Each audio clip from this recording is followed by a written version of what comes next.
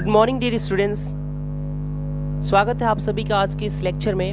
हम आज के इस लेक्चर में पढ़ने वाले उन प्रॉब्लम्स को जो कि बेस्ड होंगी केवल प्रेपोजिशंस पे। ओके, तो ये आज का टॉपिक इतना इम्पॉर्टेंट है कि आप सभी को मिस नहीं करना, क्योंकि preposition is one of the most important topic in asked in competitive examinations. Okay, कोई ऐसा एग्जाम नहीं होगा जिसमें प्रेपोजिशन से क्वेश्चन ना आते हो। ओके, डायरेक्शन आपने पढ़ा ही होगा। Okay, so question number first पे चलते हैं। लिखा है, nobody can deny that Gandhiji's ideas are different than Lenin's. अब मैं इस क्वेश्चन का एरनियस पार्ट बताने से पहले मैं आपको यह बता दूं कि कुछ वर्ब्स और कुछ एडजेक्टिव्स ऐसे भी होते हैं जिनके साथ हमें स्टेटमेंट में फिक्स्ड प्रेपोजिशंस का यूज करना पड़ता है। कैसा प्रेपोजिशन? तो फिक्स्ड प्रेपोजिशन। जैसे कि पार्ट नंबर सी में यहाँ पे एरर है, और डिफरेंट के साथ ना पूरे इंग्लिश में केवल फ्रॉम ही प्रेपोजिशन का यूज किया जाता है, डिफरेंट फ्रॉम, न कि देन। तो इसलिए यहाँ पे आप देन काट के क्या लगाओगे? फ्रॉम लगाओगे, तो जाके स्टेटमेंट क्या हो जाएगा? ग्रामेटिकली करेक्ट हो जाएगा। इसलिए डिफरेंट फ्रॉम लिखना चाहिए था, न कि different than. Next question number 2 है माय डियर स्टूडेंट्स, लिखा हुआ, he was very much engaged in his work when the thieves entered into his house and took away a lot of things। मैं आपको यहाँ पे एक चीज़ बता दूँ कि जब कभी भी इंगेज वर्ड का यूज़ एक्टिव वॉइस में किया जाता है तो ये अपने साथ किसी प्रेपोजिशन की डिमांड नहीं करता, लेकिन हाँ पैसिव वॉइस में बाखूबी इसके साथ प्रेपोजिशन इनका ही यूज़ करेंगे केवल। और जो सी पार्ट है ना, सी पार्ट में आपको इंटर के साथ इनटू वर्ड का यूज दिया गया है। अब मैं इसका तथ्य बता दूं इसके पीछे कि इंटर का अर्थ ही होता है कम इनटू या गो इनटू। जब इंटर के अंदर इनटू की मीनिंग इम्प्लिसिट है, अंतर्निहित है, तो हमें अलग से इनटू लगाने की जरूरत नहीं है इंटर के साथ।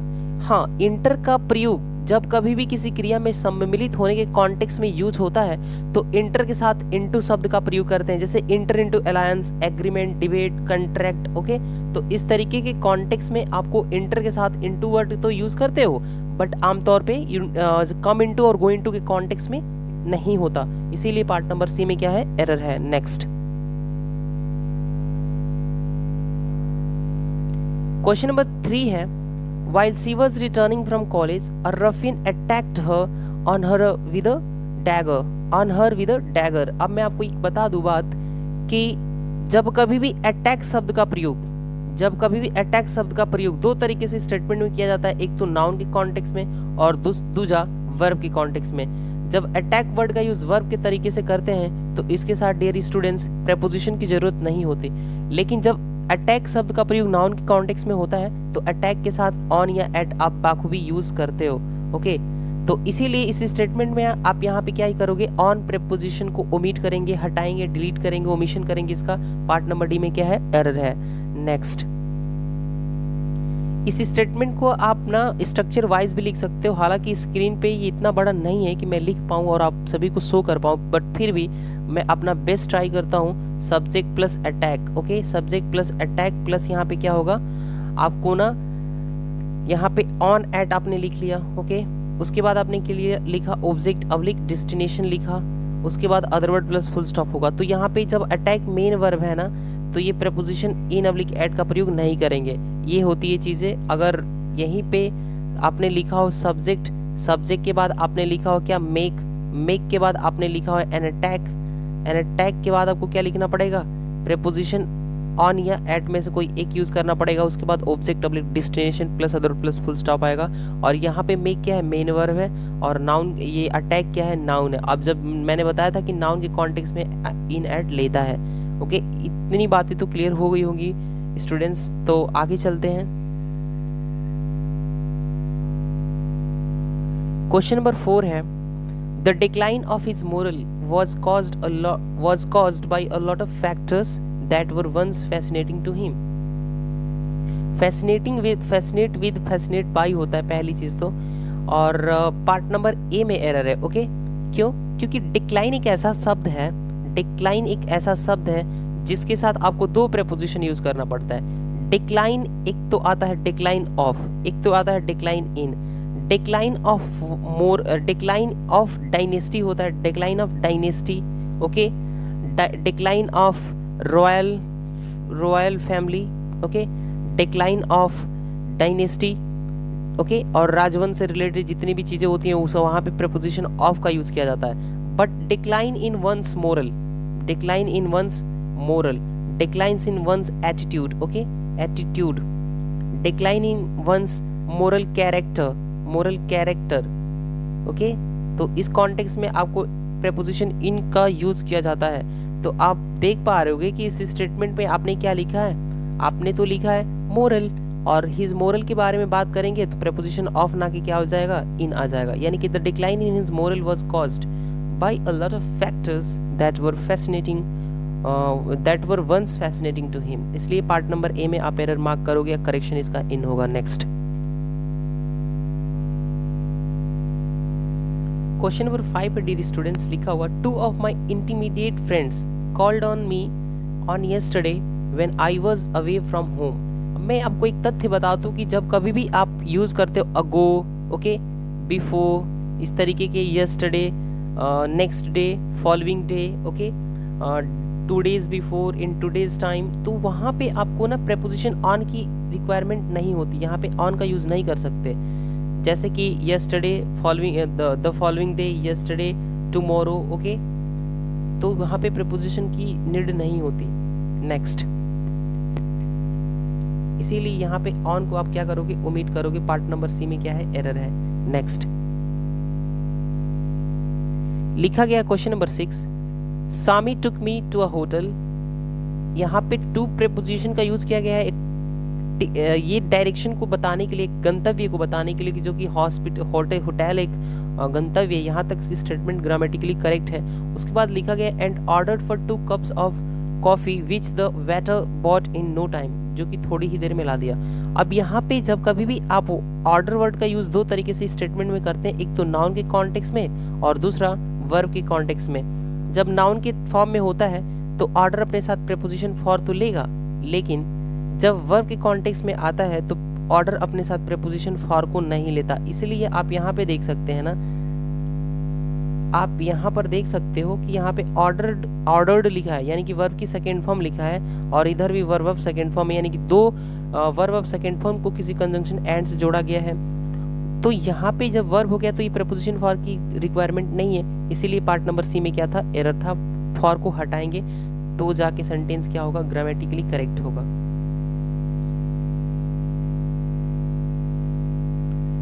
क्वेश्चन नंबर 7 है, the students complain to the principal against the warden and the poor management of the hotel. अब आपको यहाँ पे यह जानना पड़ेगा कि कंप्लेन के साथ कितने फॉलोइंग प्रेपोजिशंस आते हैं। कंप्लेन के साथ ना आप सभी को 4 प्रेपोजिशन आते हैं। Complain to a person, complain against a person, okay, complain against a person, complain about something and complain of something. क्या, complain about something and complain of something. तो आप देख पा रहे होंगे कि कंप्लेन वर्ड के साथ 4 प्रेपोजिशन का यूज किया जाता है अलग अलग कॉन्टेक्स्ट में, ओके। तो यहाँ पर आपने जिस व्यक्ति से हम कंप्लेन करते हैं, जो रिसीवर होता है, उसको, उसके लिए टू आएगा, जिसके खिलाफ करेंगे उसके लिए अगेंस्ट आएगा, ओके। तो वार्डन के खिलाफ यहाँ पे किया गया and the poor management of the hotel. यहाँ पे एंड के बाद आने वाला वर्ड पता है क्या आएगा, अबाउट। क्या आएगा, about the poor management of the hotel. Hotel के यहाँ पे प्रेपोजिशन ऑफ आ गया ना, होटल के पोजीशन को बताने के लिए, और किसके बारे में, तो अबाउट द पुअर मैनेजमेंट। तो इसीलिए एंड के बाद आप पार्ट नंबर सी में क्या लगाओगे, द लगाओगे, about the poor management of the hotel.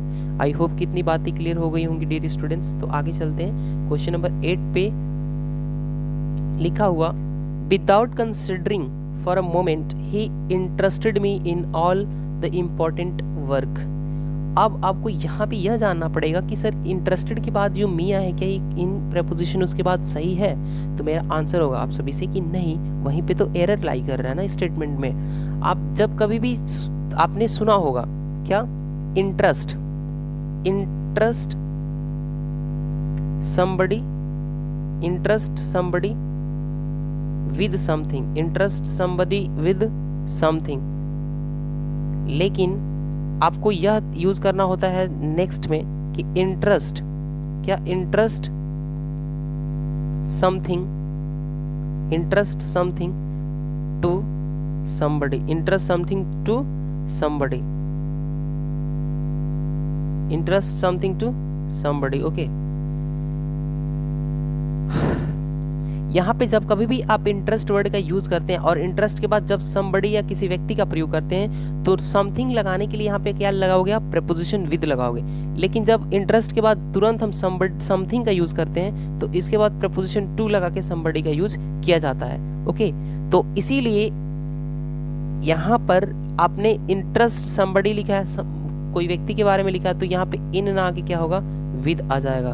क्या आ जाएगा, विद आ जाएगा। आई होप कि इसके पीछे का कॉन्सेप्ट आपको क्लियर हो गया होगा। नेक्स्ट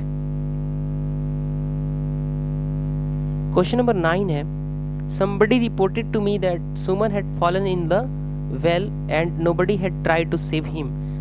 माय डियर स्टूडेंट्स, जब कभी भी आप प्रेपोजिशन इन या इनटू में से सेलेक्ट करते हो तो आपको पता होना चाहिए कि इन का प्रयोग मोशन लेस पोजीशन के लिए किया जाता है, जहाँ पे कि गति नहीं होती, गतिशील नहीं होती चीज़ें। लेकिन इनटू का यूज़ करते हैं जब चीज़ें 3 कॉन्टेक्स्ट में यूज़ होता है इनटू का। Into is use to indicate interior motion towards the something, towards something. मैंने क्या बोला कि into is use to indicate motion towards the interior of something, मतलब किसी चीज़ के अंदर जब गति होती है वहाँ पे इनटू आता है, ओके। या into is use to indicate change of medium, जब कोई चीज़ एक मीडियम से दूसरे मीडियम में चेंज होती है। या इनटू का यूज वहाँ पे भी करते हैं जहाँ पे ट्रांसलेशन के बारे में हम ट्रांसलेशन वगैरह के बारे में बात कर रहे होते हैं, जैसे कि ट्रांसलेट हिंदी इनटू इंग्लिश, तो वहाँ पे चेंज ऑफ मीडियम है ना, तो इसलिए क्या आएगा, इनटू आएगा। अब मैंने क्या बताया कि जब किसी चीज़ के अंदर गति होती है, गिरावट आती है, तो वहाँ पे इन नहीं, मोशन के कॉन्टेक्स्ट में आपको इनटू यूज करना पड़ेगा। और ना पार्ट नंबर बी में एरर था तो इन की जगह पे इनटू हो जाएगा। नेक्स्ट, मान लो कि ये ना, ये क्या है, वेल है, और वेल के अंदर ये अगर कोई गिर रहा है, अगर ये कोई बच्चा गिर गया तो वो मोशन में जाएगा। अगर वो मोशन है तो इन ना होके क्या होगा, इनटू हो जाएगा। इसलिए यहाँ पे आप क्या लगाओगे, इनटू। नेक्स्ट क्वेश्चन नंबर 10 है, there are certain animals that can live without any effort in water and land. अब जैसे आप इन के बारे में लिव के साथ प्रेपोजिशन क्या आता है, दैट कैन लिव, लिव के साथ प्रेपोजिशन क्या आएगा, अगर आप धरती पे रह रहे हो ना तो वहाँ पे भी, वहाँ के लिए भी तो ऑन आएगा ना। जैसे कि आपने वाटर के लिए इन यूज किया तो उसी तरीके से लैंड पर के लिए आपको प्रेपोजिशन ऑन की रिक्वायरमेंट है। पार्ट नंबर डी में इसीलिए था क्या, एरर। नेक्स्ट, दोनों ही वर्ड्स के साथ अगर आपको किसी कंजंक्शन एंड से आप दो नाउन को जोड़ रहे हैं और दोनों नाउन के साथ अलग अलग प्रेपोजिशन की नीड है तो आप उपयुक्त प्रेपोजिशन का यूज करेंगे। इसीलिए पार्ट नंबर 10 में क्या था, एरर था। क्वेश्चन नंबर 11 है, the plan was to go for the cinema but owing to certain hindrance it failed. The plan was to go for the cinema ना होके टू द सिनेमा। सिनेमा एक place होगा ना, एक destination है, और destination के लिए फॉर नहीं, टू का यूज करते हैं। नेक्स्ट,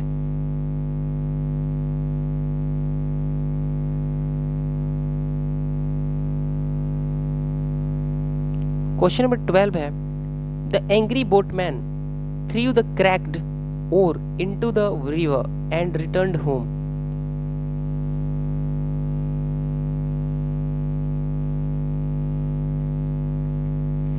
यहाँ पे बड़ी बात तो यह है कि सर क्या यहाँ पे इनटू का प्रयोग करेक्ट है, तो मैं आपको बता दूं कि वो क्या कर रहा है कि the angry boatman through the crack oar. ये क्रैक ओर जैसे मान लो एक नाव होती है ना, एक नाव होती है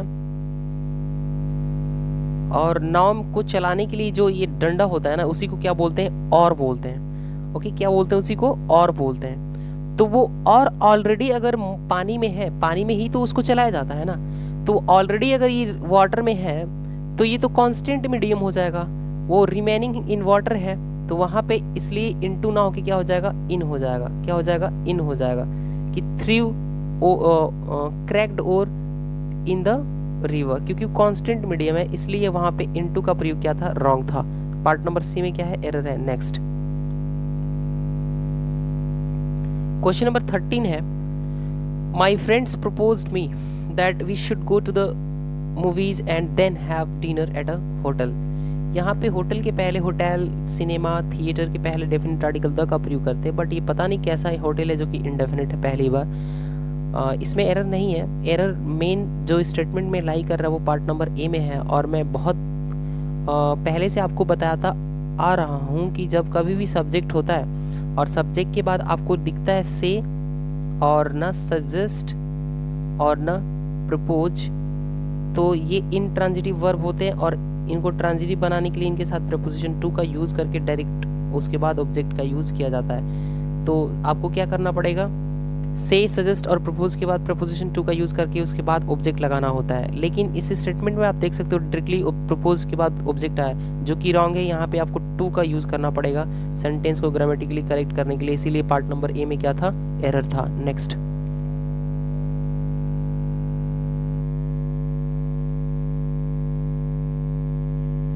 क्वेश्चन नंबर 14 है, she became able to free herself with her debts by working day and night.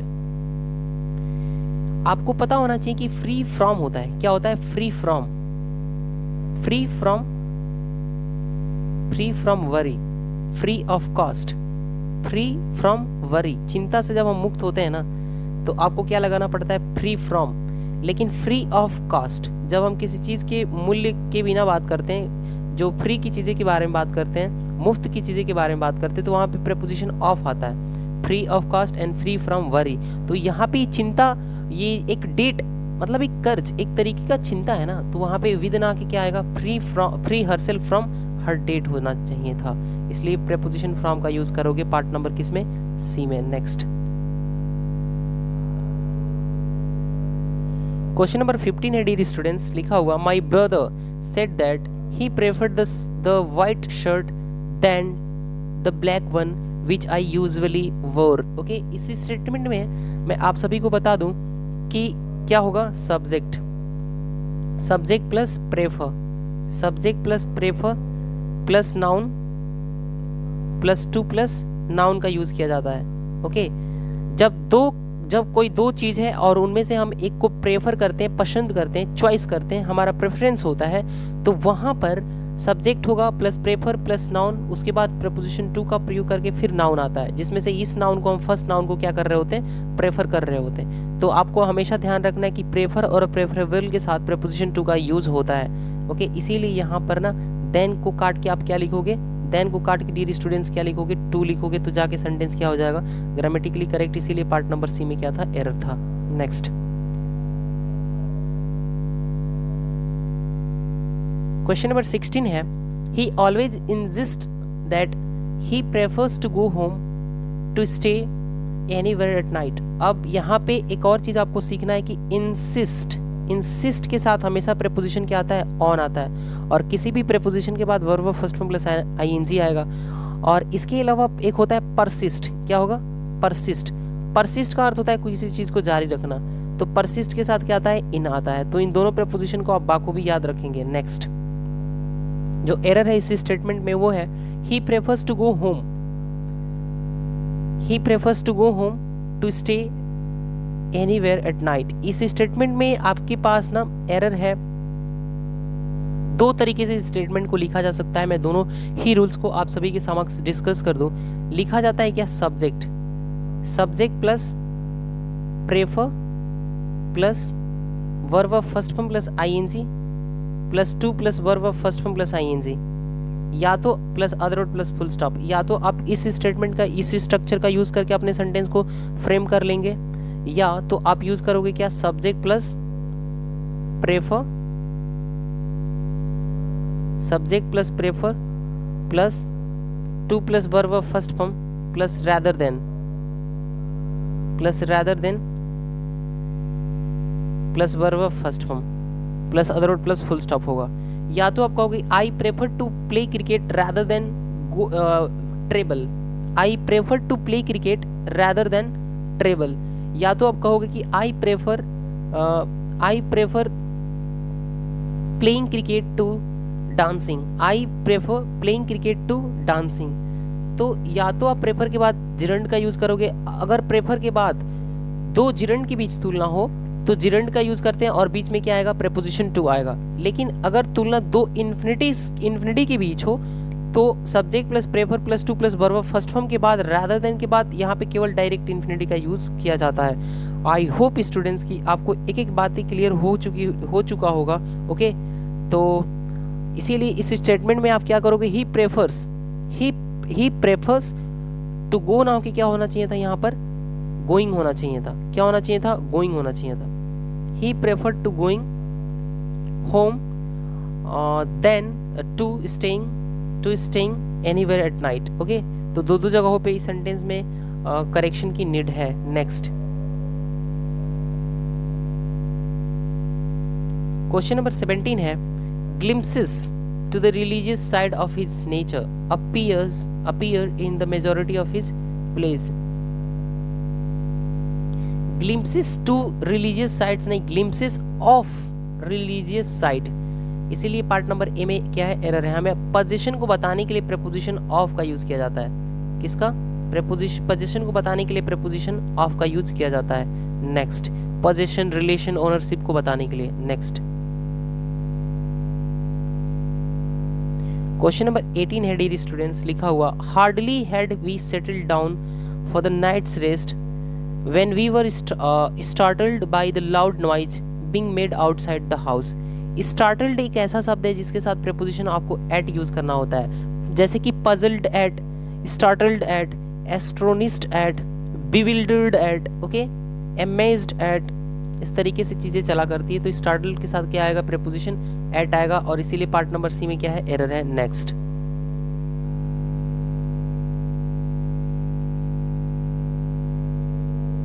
Question number 19 है, dear students, there appears to be very little liaison among the two wings of the party। आप अगर बात करें among, किसकी, among oblique amongst,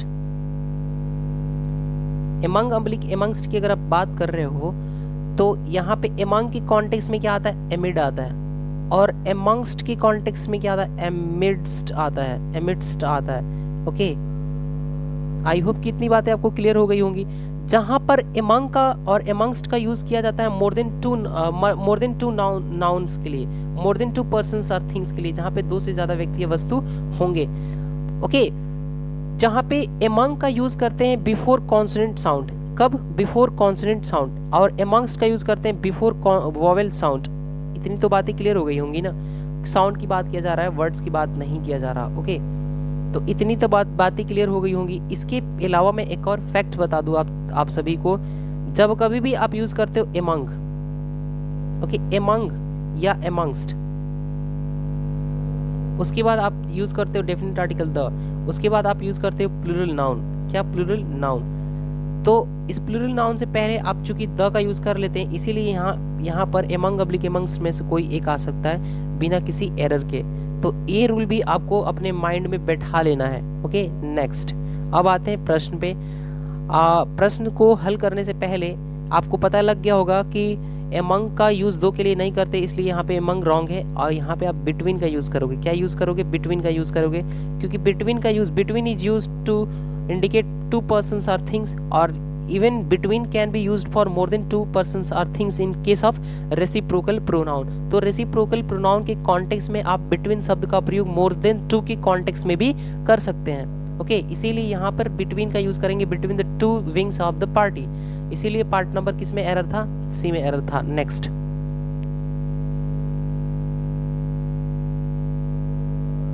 question number 20 है, sedimentary rocks largely comprised of minute fragments derived from the disintegration of existing rocks। यहाँ पर derived के साथ preposition from का ही यूज किया जाता है हमेशा, वो तो सही है, लेकिन comprise, बड़ी बात तो यह है, क्या सर comprise के साथ एक्टिव वॉइस में preposition of का यूज किया जाता है? तो नहीं डियर स्टूडेंट्स, एक्टिव वॉइस में preposition of का प्रयोग comprise वर्ड के साथ नहीं होता, पैसिव वॉइस में ही होता है केवल। क्यों? क्योंकि comprise equal to consist of, क्या होगा, consist of, comprise equal to क्या होगा, consist of होगा। इसीलिए comprise के साथ एक्टिव वॉइस में preposition of का प्रयोग नहीं करते, इसीलिए पार्ट नंबर बी में क्या था, एरर था। नेक्स्ट क्वेश्चन है 21 number question, found guilty on murder the accused man were sentence to life imprisonment. यहाँ सेंटेंस के साथ हमेशा प्रेपोजिशन टू का यूज कर, sentence to death, sentence to imprisonment, sentence to capital punishment, इस तरीके से यूज किया जाता है। लेकिन गिल्टी शब्द के साथ प्रेपोजिशन ऑन नहीं, गिल्टी ऑफ होता है, इसीलिए पार्ट नंबर बी में था error. Guilty of, found guilty of murder होगा। नेक्स्ट क्वेश्चन नंबर 22 है, today he revealed the fact that he was angry on me because I had not helped him. Angry अपने साथ ना दो preposition लेता है। एंग्री क्या होगा, एनॉयड, ओके, क्या होगा वैक्स्ड, क्या होगा पजल्ड, क्या होगा इरिटेटेड, ओके। इन सारे शब्दों के साथ दो प्रेपोजिशन आता है, एक तो एट और दूसरा विद। किसी व्यक्ति के बारे में जब हम बात कर रहे हो तो ये विद लेगा, और किसी चीज के बारे में, किसी समथिंग के बारे में बात करें, किसी के बिहेवियर के बारे में बात करेंगे तो एट लेगा। ओके, इतनी तो बातें आपको क्लियर हो गई होंगी ना। तो आप क्वेश्चन को अपने आप से कर सकते हो कि एंग्री के साथ ऑन नहीं होगा सर, ये तो किसी व्यक्ति के मी के बारे में बात किया, कोई व्यक्ति होगा तो यहाँ पे प्रेपोजिशन क्या लेगा, विद लेगा। अब हमने एरर कर लिया सर, पार्ट नंबर बी में एरर था। नेक्स्ट क्वेश्चन नंबर 23 है, he looked upon me labelled I for a few moments before he started speaking. He looked upon मी ना होके ही लुक्ड एट मी हो जाएगा। क्या हो जाएगा, ही लुक्ड एट मी, वो मेरे पर नीची निगाह से देखा कुछ क्षण के लिए, बिफोर ही स्टार्टेड स्पीकिंग, बोलने से पहले। पार्ट नंबर किस में एरर है, पार्ट नंबर ए में एरर है। लुक्ड के साथ अपॉन नहीं आता, लुक्ड एट होता है। नेक्स्ट क्वेश्चन नंबर 24 है, the girl said that she preferred the blue ground than the black one. अभी कुछ ही समय पहले आपने पढ़ा था कि पार्ट नंबर सी में एरर है कि प्रेफर के साथ देन नहीं, प्रेफर के साथ तो टू आता है, और यहाँ पे क्या होना चाहिए था, टू। नेक्स्ट क्वेश्चन नंबर 25 है, the smuggler yielded for the temptation and fell into the police trap from which escape was impossible। जो स्मगलर था, जो तस्करी करने वाला था, जो दम्भी था, वह टेम्पटेशन के लिए क्या किया, वह त्याग दिया। येल्ड टू होता है, क्या होगा, येल्ड टू का अर्थ होता है समर्पण करना, surrender to, yield to, capitulate to, okay. इसलिए यहाँ पे फॉर ना होके क्या होना चाहिए था, टू होना चाहिए था। पार्ट नंबर बी में क्या है, एरर है। नेक्स्ट, फेल इनटू का अर्थ है किसी जंजाल में जाके फंस पड़ना, पुलिस के ट्रैप में वो जाके गिर पड़ा है, फंस पड़ा है। नेक्स्ट क्वेश्चन नंबर 26 है, numerous people in India are dying from hunger but the government seems to be ignorant of this fact. Die के साथ बड़ी सारी प्रेपोजिशंस आते हैं, डाई के साथ बहुत सारे प्रेपोजिशंस आते हैं, ओके। जैसे कि डाई ऑन ड्यूटी, जब कोई व्यक्ति ड्यूटी पे मर जाए तो डाई ऑन क्या होगा, डाई ऑन ड्यूटी, ओके। जब कोई व्यक्ति die in harness, die in harness, जब कोई व्यक्ति कार्यविधि के दौरान ही मर जाए, अपने ड्यूटी पर ही मर जाए, तो डाई इन हार्नेस एक इडियम होती है, ओके। डाई ऑफ क्या होगा, डिजीज होगा, डाई ऑफ क्या होगा, डिजीज होगा। डाई फ्रॉम ओवर ईटिंग होगा, क्या होगा, डाई फ्रॉम ओवर ईटिंग होगा। जब कोई ज्यादा खाने से मर जाए, die from overeating. Die from hunger, जब हम भूख से मर जाते हैं तो क्या आता है, डाई फ्रॉम हंगर होगा। डाई फ्रॉम क्या होगा, हंगर होगा। जब कोई व्यक्ति किसी अपने काज के लिए मरता है, किसी कारण के लिए मरता है, अपने रिलीजन के लिए मरता है, अपने देश के लिए मरता है, तो die for cause, die for religion होगा, ओके स्टूडेंट्स। तो बड़े सारे प्रेपोजिशंस आते हैं डाई वर्ड के साथ, die on duty, die in harness, die of disease, die from overeating, die from external cause, die from hunger, okay. Die for cause, die for religion, die for country, इस तरीके से होता है, die for religion, okay. I hope कि एक बातें आपको mind में बैठ गया होगा। तो हम चलते हैं नेक्स्ट अपने क्वेश्चन पे। लिखा गया फ्रॉम हंगर, भूख से मरा है तो कोई दिक्कत नहीं है, और यहाँ पे इग्नोरेंट वर्ड के साथ प्रीपोजिशन ऑफ ही आता है, इसलिए स्टेटमेंट में कोई एरर नहीं है। नेक्स्ट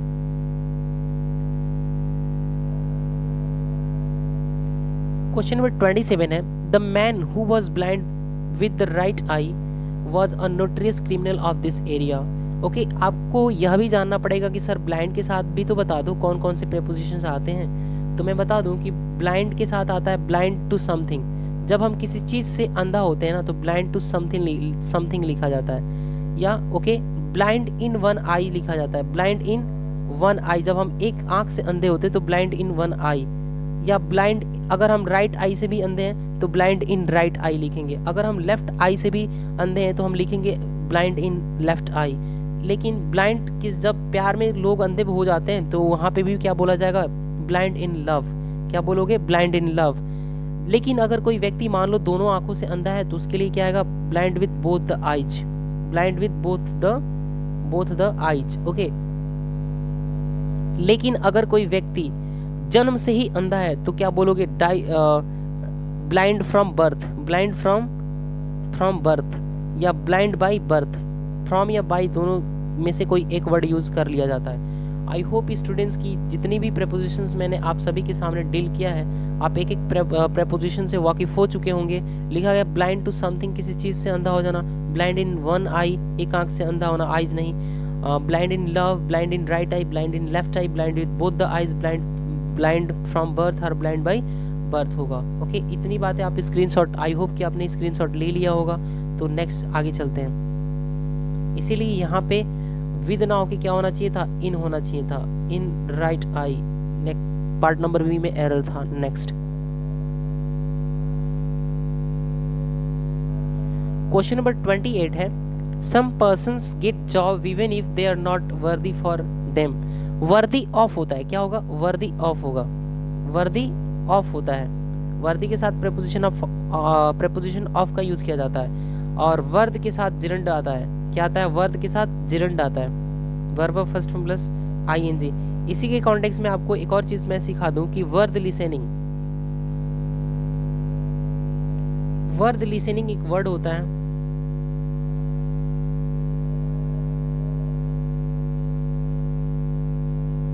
वर्ड लिसनिंग के साथ कई कॉन्टेक्स्ट में आपको प्रेपोजिशन टू देखने को मिलेगा, जो कि वर्ड लिसनिंग के साथ में डियर स्टूडेंट्स प्रेपोजिशन टू का यूज नहीं किया जाता। नेक्स्ट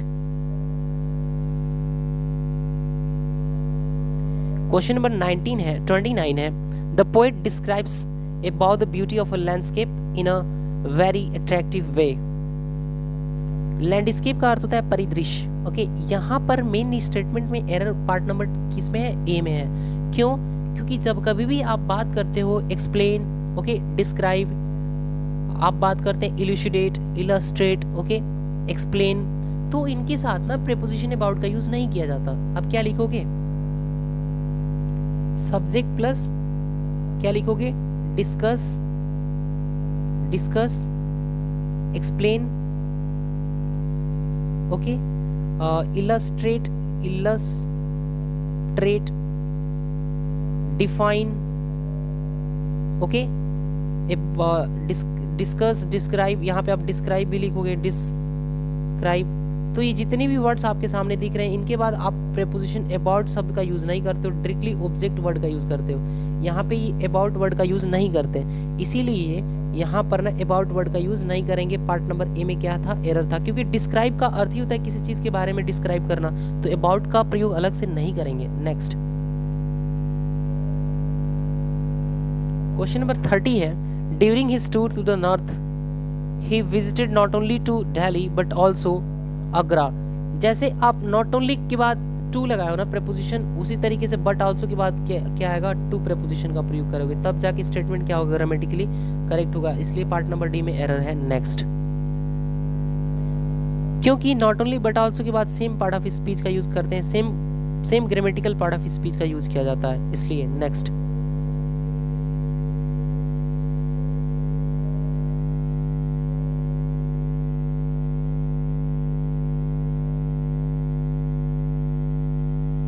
क्वेश्चन नंबर 31 है, Rakesh Sharma the Indian space hero is much sought after by college students and is invited for various functions.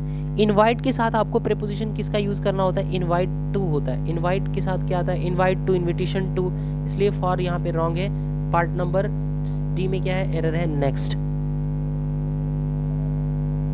Question number 32 है, his father is sick but he doesn't look for him. Look for का अर्थ होता है किसी चीज को ढूंढना, but यहाँ पे लुक आफ्टर आप लगाओगे किस कॉन्टेक्स्ट में, तो देखभाल करने के कॉन्टेक्स्ट में। लुक आफ्टर का अर्थ क्या हो जाएगा, टू सर्व, सेवा करने के कॉन्टेक्स्ट में, इसलिए डी में एरर है, फॉर की जगह पे क्या होगा, आफ्टर होगा। नेक्स्ट क्वेश्चन नंबर 33 है, I advised him to consult with the doctor but he refused to do so. इस स्टेटमेंट में कोई एरर नहीं, कंसल्ट विद ही होगा, एडवाइस के बाद कोई प्रीपोजिशन नहीं आता है, डायरेक्ट ऑब्जेक्ट आता है, फिर नेक्स्ट वर्ब को लगाने के लिए टू यहाँ पे इन्फिनिटी है, with the doctor but he refuse to do so, ऐसा करने से मना कर दिया, इसलिए स्टेटमेंट में कोई एरर नहीं है। नेक्स्ट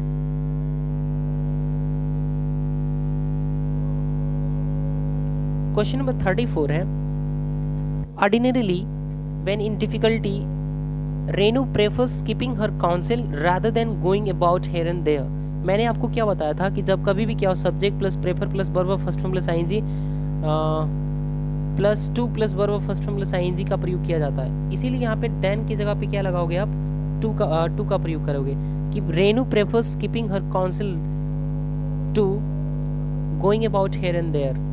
ओके, इसीलिए पार्ट नंबर किस में एरर था, पार्ट नंबर सी में एरर था, और एरर के ये देन की जगह पे क्या होना चाहिए, टू होना चाहिए। नेक्स्ट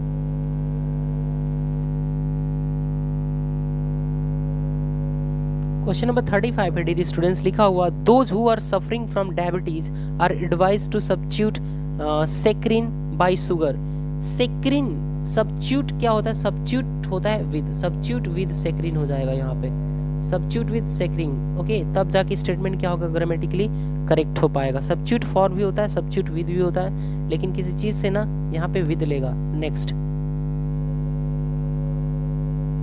क्वेश्चन नंबर 36 है, this book deals in the burning problems with burning problems our country is facing at present. Deal with क्या होता है, डील विद, डील के साथ दो प्रीपोजिशन आते हैं, डील इन और deal with. Okay, deal in जब किसी चीज में हम बिजनेस के बारे में बात करते हैं, किसके बारे में, बिजनेस, बिजनेस के बारे में बात करते हैं, और डील विद का यूज दो तरीके से करते हैं, डील विद किसी व्यक्ति से निपटने के कॉन्टेक्स्ट में, deal with a person, deal with a person. लेकिन डील विद जब हम किसी चीज को एक्सप्लेन करते हैं, एक्सप्लेन करते हैं, क्या करते हैं, एक्सप्लेन करते हैं, व्याख्या करते हैं किसी चीज की, तो वहां पे भी डील विद आता है। ओके, जैसे कि Rahul deals in government, Rahul deals in government, तो वह व्यवसाय करने के कॉन्टेक्स्ट में, कपड़े की दुकान करने के कॉन्टेक्स्ट में वहां पे इन लेगा। लेकिन डील विद, अब वो बर्निंग प्रॉब्लम से निपट रहा है, उससे डील कर रहा है, तो वहां पे इन ना होके क्या होना चाहिए था, विद होना चाहिए था, deals with the burning problems. Okay, और डील विद जैसे कि Rahul deals with the beauty of Kashmir, तो वहां पे इस कॉन्टेक्स्ट में चीजें आती हैं। नेक्स्ट, इसीलिए यहाँ पे इन ना होके क्या होना चाहिए था, विद होना चाहिए था। पार्ट नंबर बी में क्या है, एरर है। नेक्स्ट क्वेश्चन नंबर 37 है, the debacle of the party admits no other explanation than its poor performance. आपको क्या दिख रहा है यहाँ पे, नो अदर, अदर एक कंपैरेटिव डिग्री है, कंपैरेटिव डिग्री के साथ प्रीपोजिशन देन का यूज करते हैं, इसीलिए स्टेटमेंट में कोई एरर नहीं है। Next, no error.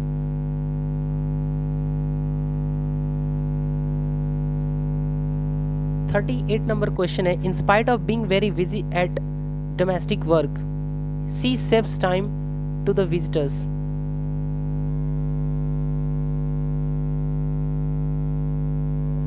यहां पर बिजी के साथ प्रीपोजिशन का क्या ही यूज होगा, बिजी विद होता है, बिजी विद होगा, क्या होगा, बिजी विद होता है।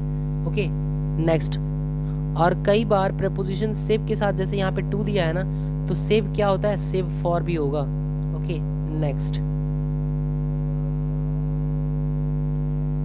39 नंबर क्वेश्चन है, my father has the reputation for being the sort of manager who is at least willing to listen to anyone who wants to raise a point.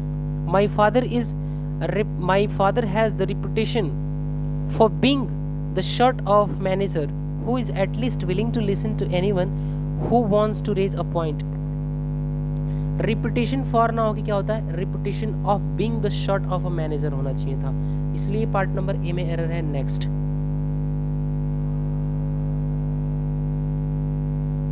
Question number 40 है, despite of the best efforts made by the government the condition of the country is going from bad to worse. Despite, despite एक ऐसा शब्द है जिसका अर्थ होता है क्या, despite is equal to in spite of. क्या होगा, इन स्पाइट ऑफ, और इन स्पाइट ऑफ को अलग अलग लिखा जाता है, और इसीलिए डिस्पाइट का जब अर्थ है इन स्पाइट ऑफ, तो डिस्पाइट के साथ प्रीपोजिशन ऑफ का यूज अलग से नहीं किया जाता, इसीलिए यहाँ पे प्रीपोजिशन ऑफ क्या है, रॉन्ग है, और इसीलिए आपको पार्ट नंबर बी में, पार्ट नंबर ए में एरर मार्क करना पड़ेगा। नेक्स्ट क्वेश्चन नंबर 41 है, the captain distributed the sweet among our friends who had invited him। distributed among our friend, अ से स्टार्ट हो रहा है ना, अ से साउंड कैसा है, वॉवेल साउंड है, और वॉवेल साउंड के साथ ना among वर्ड का यूज नहीं करते, amongst वर्ड का यूज करते हैं। किसका, amongst वर्ड का यूज करते हैं, इसीलिए among की जगह पे क्या होना चाहिए था, ये पार्ट नंबर बी में amongst होना चाहिए था, इसीलिए इसमें एरर है, और इसका amongst क्या हो जाएगा, करेक्शन हो जाएगा। नेक्स्ट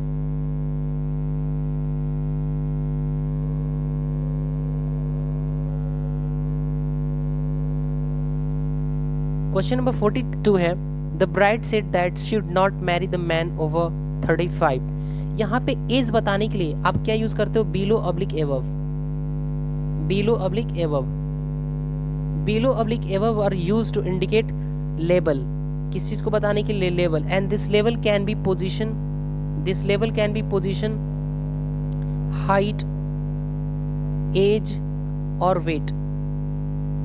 इतनी तरीके के बारे में बात करने के लिए आपको यूज करना पड़ता है एबव ऑब्लिक बिलो। ओके, इसीलिए यहाँ पे ओवर ना होके क्या होना चाहिए था, एबव होना चाहिए था, एबव 35, इसीलिए पार्ट नंबर किस में एरर है, पार्ट नंबर ना डी में एरर है। नेक्स्ट क्वेश्चन नंबर 43 है, the invitation card says that Satish marriage with Sunita next month. इस स्टेटमेंट को आपने एक्टिव वॉइस में लिखा है ना, इसीलिए यहाँ पे प्रेपोजिशन की जरूरत नहीं है, और पार्ट नंबर सी में क्या है, एरर है, क्योंकि मैरी वर्ड का यूज जब एक्टिव वॉइस में किया जाता है तो इसके साथ किसी प्रेपोजिशन की आवश्यकता नहीं होती। हाँ, पैसिव वॉइस में आवश्यकता होती है प्रेपोजिशन टू की, और एक और केस ऐसा बनता है जहाँ पे हम गेट मैरिड के बारे में बात कर रहे होते हैं। तो गेट मैरिड, जब हम बात करते हैं get married,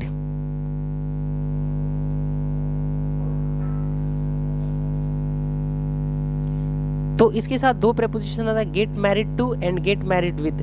gate married to a women होगा, एक महिला से जब शादी करे तो वहां पे टू लेगा, लेकिन get married to a man, जब हम मैन से शादी करें तो वहां पे क्या लेगा, प्रेपोजिशन टू लेगा। किस कॉन्टेक्स्ट में, तो गेट मैरिड के कॉन्टेक्स्ट में। तो ये चीजें आपको ध्यान रखना है।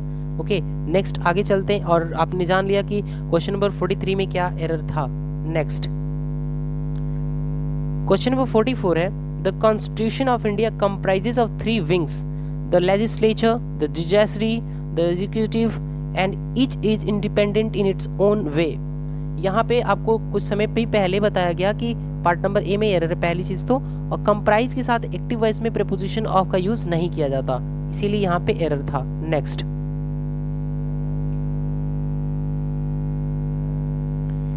45 नंबर क्वेश्चन है, the council doesn't hold itself responsible for the loss or damage to any article. यहाँ पे जैसे आपने डैमेज के साथ प्रीपोजिशन टू का यूज किया है, उसी तरीके से यहाँ पे लॉस के साथ भी प्रीपोजिशन ऑफ का यूज करना पड़ेगा, और लॉस के साथ हमेशा ही प्रीपोजिशन ऑफ का यूज किया जाएगा, loss of something and damage to any article. Okay, इसीलिए पार्ट नंबर किस में आप एरर को मार्क करोगे, पार्ट नंबर सी में एरर को मार्क करोगे। नेक्स्ट, इसके अलावा एक और तथ्य आपको मैं बता दूं कि रिस्पॉन्सिबल, अकाउंटेबल और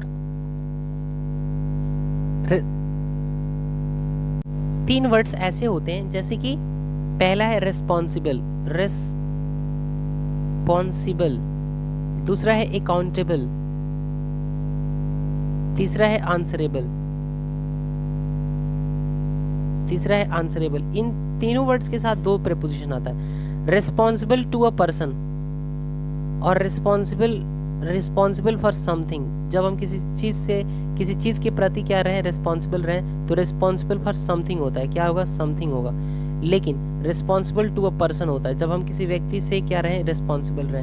तो इन तीनों ही वर्ड्स के साथ दोनों प्रीपोजिशन का यूज किया जाता है, और इन कॉन्टेक्स्ट में। तो आई होप कितनी बातें क्लियर हो गई होंगी आप सभी को।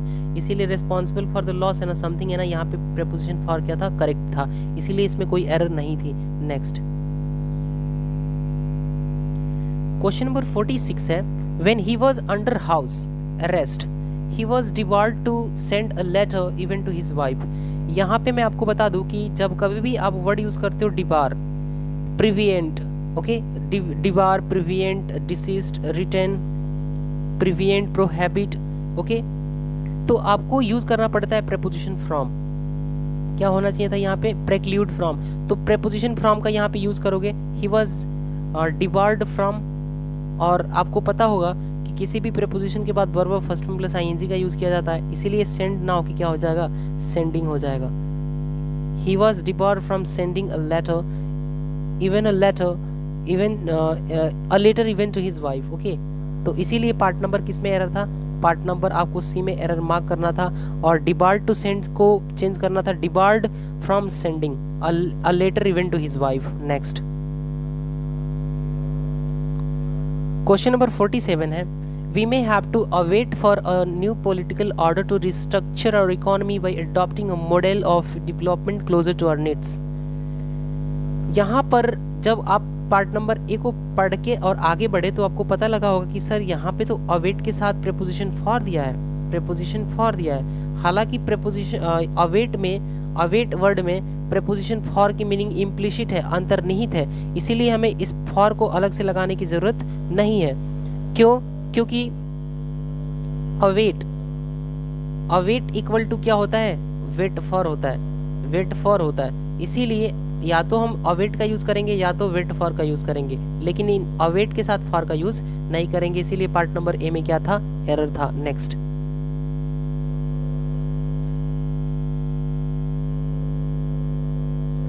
क्वेश्चन नंबर 48 है, governments should refrain to associate themselves with anything that tends to affect the secular character of our state.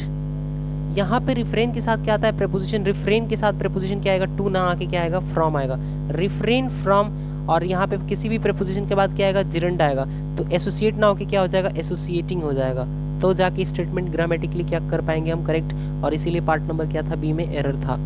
Next refrain from, debar from, preclude from, desist from, prohibit from, इस तरीके से चीजें चला करती हैं। Next preclude from. Question number 49 है, it was apparent for everyone present that if the patient did not receive medical attention fast he would die। यहाँ पे apparent के साथ preposition to आता है, क्या आता है, apparent to, clear to, obvious to, क्या आएगा, apparent to, obvious to, clear to, precise to, okay, तो इसीलिए पार्ट नंबर ए में क्या है, एरर है। नेक्स्ट क्वेश्चन नंबर 50 है, she looked very different from the photograph I had of her. मतलब मैंने शुरुआत में ही बताया था कि प्रेपोजिशन डिफरेंट के साथ प्रेपोजिशन क्या आता है, फ्रॉम आता है, इसीलिए स्टेटमेंट में कोई एरर नहीं है। नेक्स्ट आज का आखिरी प्रश्न है 51, in his concluding remarks he said almost nothing worth listening to. और वर्थ लिसनिंग के बारे में मैंने आपको कुछ ही समय पहले बताया था डियर स्टूडेंट्स की वर्थ लिसनिंग एक ऐसा वर्ड है जिसके साथ प्रेपोजिशन टू का प्रयोग नहीं किया जाता, इसीलिए पार्ट नंबर डी में क्या था, एरर था। नेक्स्ट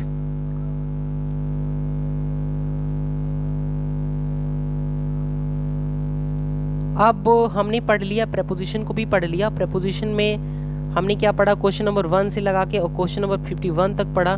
सारे ही प्रश्नों को हमने 1 बाय 1 डील कर लिया, और ऐसा नहीं है कि हमने कौन से उसके को अगर कोई भी क्वेश्चन हो तो उसके पीछे का थियरी हमने एक्सप्लेन नहीं किया, मैंने अपना पूरा बेस्ट दिया है। ओके स्टूडेंट्स, और आई होप कि मैं यही आप सभी से भी उम्मीद करूंगा कि आप भी अपना बेस्ट देंगे, आप इन वीडियोस को ज़्यादा से ज़्यादा शेयर करेंगे और इस चैनल को सब्सक्राइब करेंगे। ओके सो तब तक के लिए बाय बाय, और मिलते हैं नेक्स्ट वीडियो में जो कि बेस्ड होगा सुपरफ्लुअस एक्सप्रेशंस पे, यानी कि स्लैंग्स पे, जो कि एक बहुत ही इंपॉर्टेंट टॉपिक है सभी एग्जाम्स के लिए, ना सिर्फ एयरफोर्स, एनडीए, एफकेट, बल्कि हर एक कॉम्पिटिटिव एग्जामिनेशंस के लिए, चाहे वो बैंकिंग हो, चाहे वो एसएससी हो, चाहे एसएससी का वो कोई भी सीपीओ, सीएचएल हो, सीजीएल हो, कोई भी ब्रांच हो, सभी के लिए वो बेनिफिशियल रहेगा। सो मिलते हैं नेक्स्ट वीडियो में, तब तक के लिए bye bye and take care.